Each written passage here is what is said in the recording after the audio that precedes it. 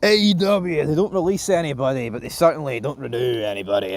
But I went back to Fog Wrestling. We've got 3 releases, non-renewers, whatever we want to call them. We've got 2 Hall of Famers, and then we've just got a guy that was about relevant about 14 years ago, and that was about it. But anyway, let's start with it. Let's talk about it. Let's start with Jack Swagger. Jack 1-2. Oh yeah, Jack Swagger looks like he's not renewing with AEW.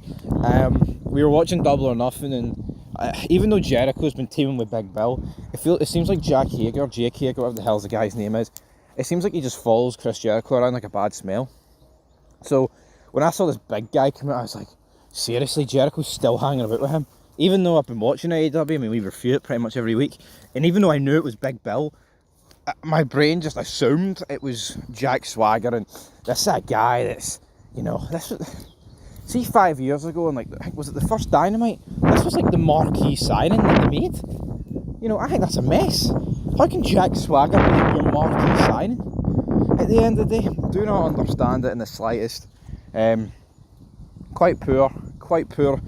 I mean, look what he's done in the company. I'm pretty sure he didn't hold the belt. In a company where pretty much you get belts just for showing up to work, to not pick a belt up, man, is a wee bit disgraceful. By the way, he doesn't have the belts. He never had a belt. Are they going to miss him? No, I can't remember the last time he appeared. So, again, I'm not going to cry. No tears are going to be shed for Jack Swagger. Jack 1-2. Oh, yeah, not really. So we'll move on to our next guys. 2 guys that have not really did in ring work in AEW. I mean, maybe Arn Anderson's did a spine buster. Maybe Mark Henry has ate something backstage. Maybe he's had a Subway shot in again. I'm not too sure what Mark Henry has done in AEW. But we'll start with Arn Anderson, Double A, the 4 Horsemen. Would it not have been good to get a 4 Horsemen reunion? Like, could Ric Flair not have interacted with, you know, Arn Anderson? Potentially, but we didn't seem to get that for whatever reason. As we're out in the wilderness here, I'm out with the dog.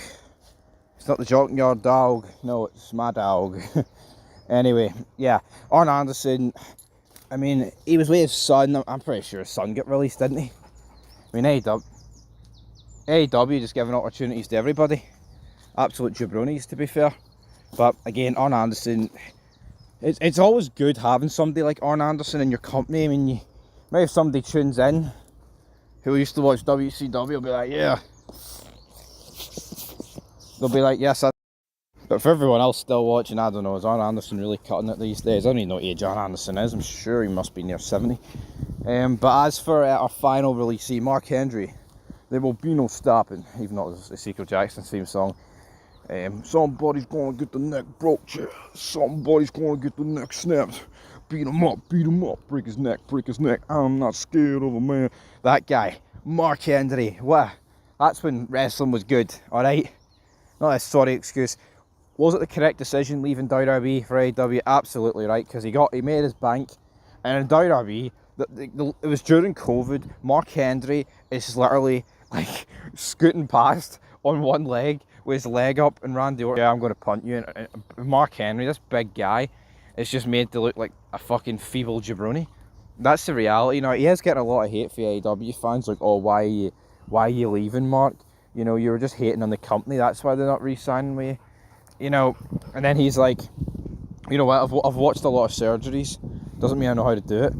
And it was kind of basically like, yeah, you may watch a lot of wrestling, but you know, I mean, I get Mark's point, but I mean, that pretty much means like even people like us, Fog Wrestling, who know a lot about the wrestling business, we've never been in a ring.